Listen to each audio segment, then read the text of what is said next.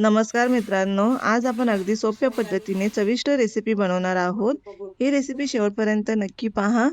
हे तुमच्या लहान मुलांना छोट्याशा बुकेसाठी किंवा स्नॅक्ससाठी सुद्धा करू शकता तुम्ही ही रेसिपी. तर मी इथं काही साहित्य घेतलेले आहे, तुम्ही पाहू शकता. कढीपत्ता, शेंगदाणे, सफेद डाळ, मीठ, हळद, कांदा, मिरच्या, लिंबू आणि कोथिंबीर घेतलेले आहे. सर्वप्रथम मी एक चाळणी घेतलेली आहे आणि 1 वाटी पोहे घेतलेले आहेत. तुम्ही तर जाड पोहे घेतलात तरी चालेल. मध्यम किंवा जाड पोहे वापरू शकता. आता हे पोहे आपल्याला स्वच्छ पाण्याने धुवून घ्यायचे आहेत.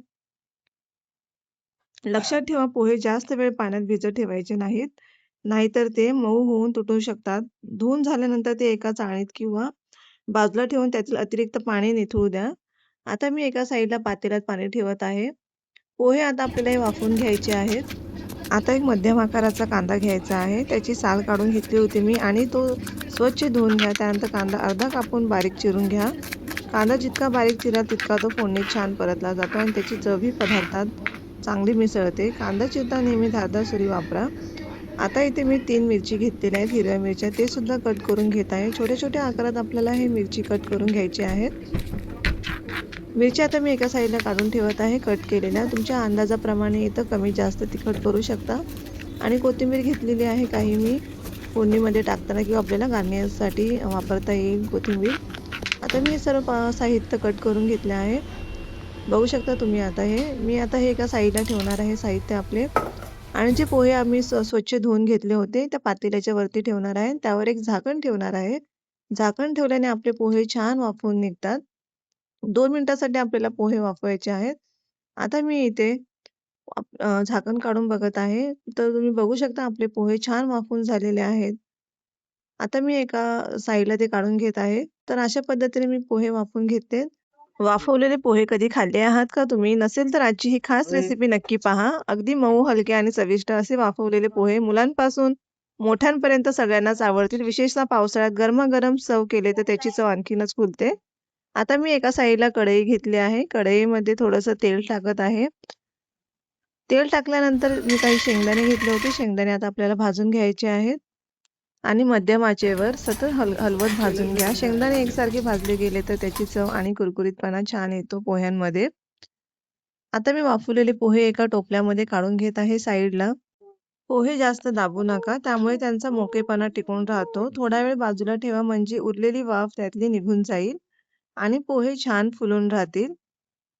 खूप जास्त आचेवर भाजू नका, नाहीतर ते वरून करपतील आणि आतून कच्चे राहतील. आता आपले शेंगदाणे भाजून झालेले आहेत. मी एका साईडला काढत आहे प्लेटमध्ये.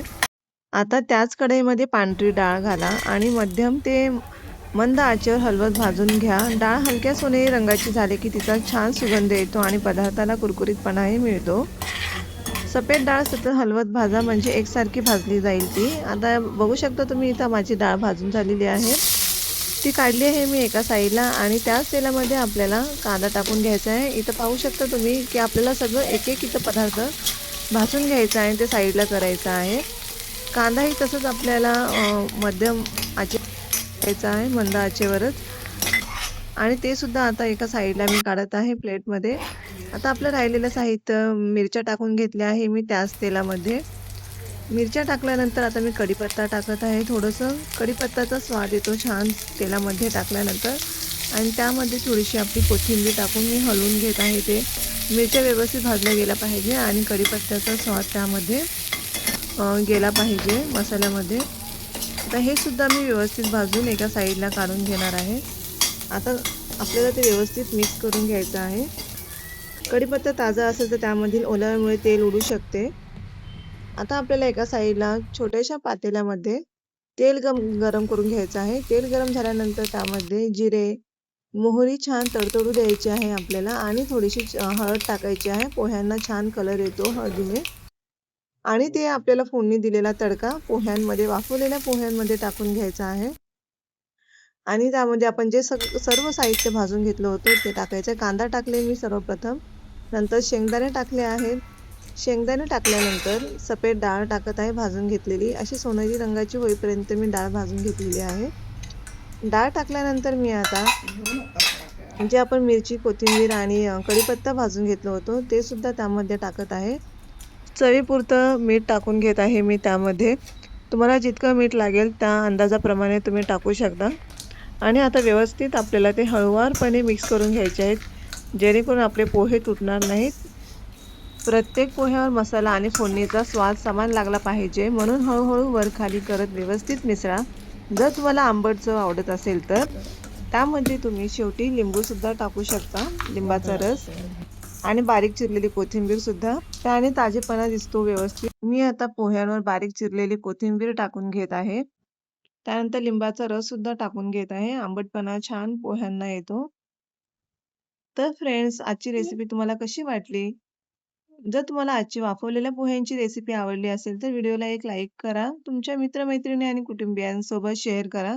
अशा सोप्या, चविष्ट आणि पारंपरिक रेसिपी पाहण्यासाठी आपल्या चॅनेलला नवीन असाल तर सबस्क्राईब करा आणि बेल आयकॉन नक्की दाबा. तुमच्या प्रतिक्रिया आणि सूचना कमेंटमध्ये जरूर लिहा. पुन्हा भेटूया एका नवीन आणि स्वादिष्ट रेसिपीसह. तोपर्यंत धन्यवाद.